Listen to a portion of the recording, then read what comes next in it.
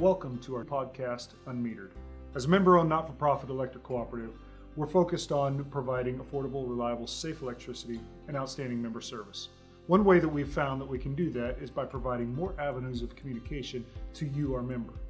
Through this podcast, we hope that you'll be able to find some helpful hints, tips, and things to help you conserve energy, as well as some informational pieces that will help you understand what it is to be a member.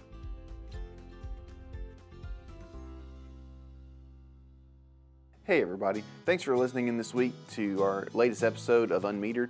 We're going to be talking a little bit about energy efficiency tips and things you can do to cut down on your bill through these winter months. Last week, Josh was talking to Chris Jones about the things that you can look forward to in 2017, one of which is going to be the new member portal along with the website and some other things to help you manage and be aware of the energy that you are consuming each month. So if you didn't hear that, check that one out. If you've not subscribed to our podcast yet, you can do that on iTunes, Google Play, Stitcher. There's a few others that we're on. But if you just want to see the video of what's going on, you can actually check it out on our YouTube channel, and you can hit the subscribe button there as well. So there's a couple different ways that you can hear all of our podcasts so far. We've had some really good topics in the past, and we're looking forward to some new topics in the future. One thing that we are going to be doing is we do want to start doing a little more of an Ask Me Anything type of segment, and so we want to hear from you on the topics that you want to hear about. So whether that's more energy efficiency, or you want to hear more ways the cooperative is helping the community through sharing change, or if you want to hear more about the employees of Middle Tennessee Electric, just let us know what you want us to talk about, and we'll be sure to record that. Don't forget that you can sign up for Sharing Change by going to sharingchange.org or by contacting one of our member service representatives at one of the area offices, or by calling our contact number. That program is a great way to help your community. It only takes a few cents every month. The average member donates about $6 a year. So when we all contribute, great things are going to happen for our communities. So please take the opportunity to do it. Even if you think you've enrolled, please take a moment to go check it out again, submit your information just to make sure that you are in the program. Before we get started on the energy efficiency tips, I just want to take a moment to remind our members that the weather is very, very important when it comes to what your bill looks like at the end of the month. The lower the temperatures are throughout the month and the higher the temperatures are throughout the month, the more your HVAC is going to be working.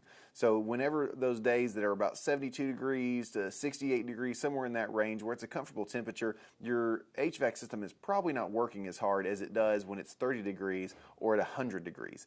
Now, your HVAC does account for about 50% of your energy bill each month.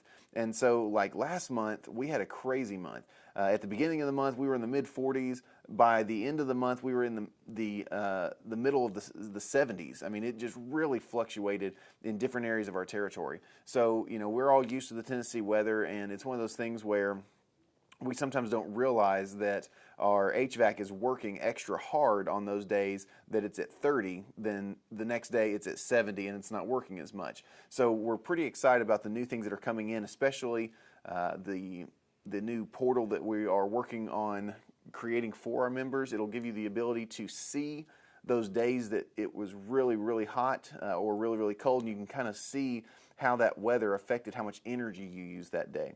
So stay tuned for some more information on that. That'll be coming up in the coming months. Now, we just want to, as we talk about, the energy tips, a lot of times there are some very easy things that you can do to lower your bill, especially during these winter months when you don't want to spend a lot of extra money. It's just after the holidays. So some easy things that you can do to save yourself some energy and some money on your bill is by adjusting your thermostat accordingly. I just talked about the HVAC system and how keeping that appropriately set is going to help, reduce the amount of work it's having to do. But the other thing you want to do is that you want to turn down the thermostat whenever you leave and whenever you're asleep. A lot of times we want to keep it really toasty when we're asleep, but then you crawl under the covers and then you get hot. Well, why don't you utilize your own body heat by investing in some extra blankets, wearing extra clothes when you're around the house, so that way you can turn down your heat a little bit further. Instead of being at 68, drop it down to 66 or 65. You might not want to drop it too far down just because you don't want pipes to freeze if there's a chance of freezing. Just kind of be aware of what the weather looks like. But always put on some extra clothes. That's one easy way to stay warm and cut back on the amount of energy that you're using. The other thing that a lot of people use when they get cold is space heaters. Now, space heaters really, really are inefficient. The space heating industry has really proposed that these are the way to go on saving yourself money, but that's just not the case for the most part. The space heaters, it doesn't matter whether you're on a low setting or a high setting, it still uses the same amount of energy, and it's about the same as leaving your thermostat on auxiliary heat. It's, again, for your HVAC system. So again, it's very inefficient, and we don't really recommend using space heaters, but if you do have to, use them intelligently. Use them irresponsibly in that you make sure that you turn them off when you leave, make sure that they aren't next to anything that's flammable or anything like that. We also suggest that you cover your windows with heavy drapes, and if you don't have heavy drapes, you can also do the same effect by putting towels or blankets up.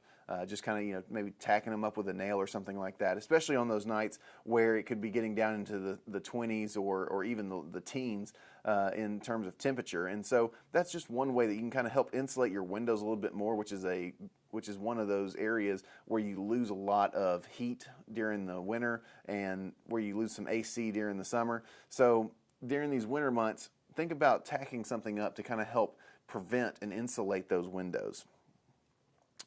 With the days getting shorter, a lot of times we're running a lot more lights.